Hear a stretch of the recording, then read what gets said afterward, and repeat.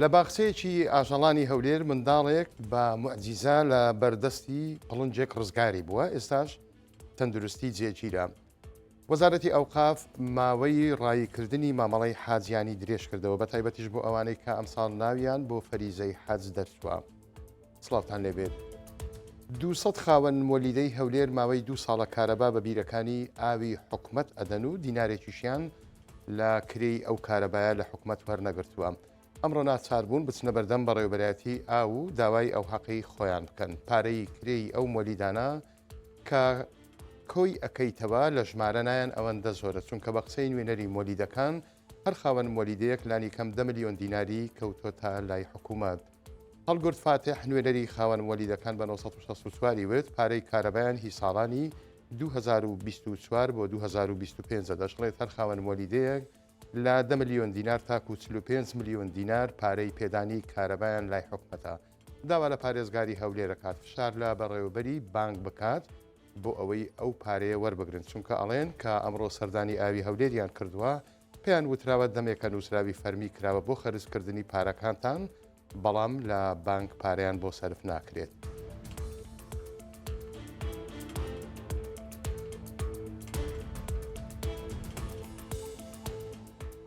شێر و پڵنگ دوو لەو گیاندارە دەگمەن و دەڕندانن هی ئەوە نین مرۆڤ بە گاڵتەکردنیش خۆیان لێ نزیک بکاتەوە، چونکە وەک باسییان کراوە شێر بە پادشای دارستان و پڵنجیش هیچی لەو کەمتر نییە کە لە دارستانەکان ئەبیندرێت. بەڵام ئەوەی جێی سەیر و سەرسوڕمانە لە هەولێر منداڵێکی تەمەندە ساڵان لە یەکێک لە باخچەی ئاژەڵان بیستویەتی نمایشێک بۆ پڵنجێک بکات، خۆی فڕێداوەتە ئەو دیوسیم بۆ ئەوەی لە پڵنگەکە نزیک بێتەوە، هەر بەوەش نەوەستاوە دەستی بردوتە ناو بۆشاییەک کە لە نێوان خۆی و پڵنگەکە بووە. پڵنگەکەش پەلاماری ئەدات، منداڵەکە بە سەختی بریندارەکات. ئەم ڕووداوە دوێنێ ئێوارە لە باخچەیەکی ئاژەڵانی هەولێر لە سەر ڕێگای بنەسڵاوە ڕوویداوە. هەر دوێنێش گەیاندراوە تا نەخۆشخانەی ڕزگاری هەولێر، چارەسەری سەرەتاییان بۆ کردووە و ئەمڕۆژ لە هەمان نەخۆشخانە نەشتەرگەری بۆ کراوە، چونکە وەک نەخۆشخانەکە باسی کردووە برینەکەی قوڵووە، بەڵام تیمێکی پزیشکی کە کاری چارەسەرکردنیان بۆی کردووە نیان هێشتووە ئەو دەستەی کە پڵنگەکە پەلاماری دابوو تووشی بڕینەوە ببێت. بە قسەی بەڕێوەبەرانی باخچەکە باخچەی ئاژەڵانەکە منداڵەکە سنووری دیاریکراوی نزیک بوونەوەیان لە ئاژەڵان بەزاندووە و بازی داوە، بۆیە پڵنگەکەش پەلاماری داوە.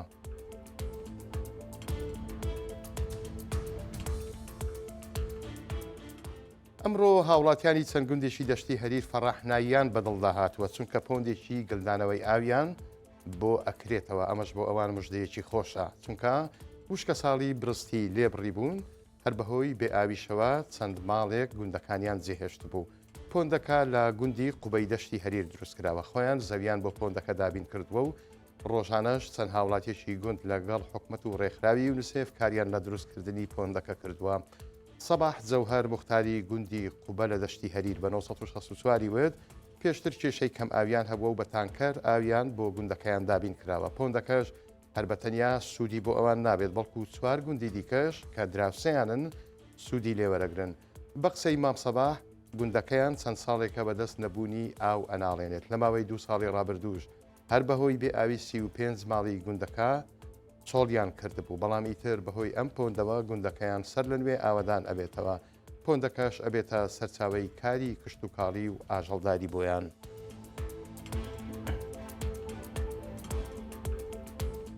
حەج و عومرەی هەرێمی کوردستان کار ئاسانی و هاوکاری بۆ کەسانە ئەکات کە ناویان بۆ فەریزەی حەج دەرچووە، ئەویش ماوەی ڕایکردنی مامەڵەکانیان و تێچووی حەجیان بۆ ماوەی هەفتەیەک بۆ درێژ کردوونەتەوە.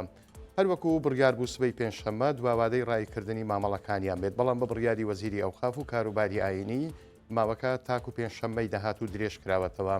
کاروان ستونی وتەبێژی حەج و عومرەی هەرێمی کوردستان ئەمڕۆ چوارشەممە بە 1964 وت درێژکردنەوەی ئەو ماوەیە بۆ ئەو کەسانەیە کە لە ڕایکردنی مامەڵەکانیان دواکەوتون لە سبەی نێوە واتە لە پێنجشەممەوە نووسنگەکانی حەج و عومرە لە سەرجەم شار و ئیدارە سربەخۆکانی هەرێمی کوردستان لە کاتژمێر 8:30 بەیانیەوە مامەڵەی حاجیان ڕایی ئەکەن تاکو کاتژمێر 4 ئێوارە.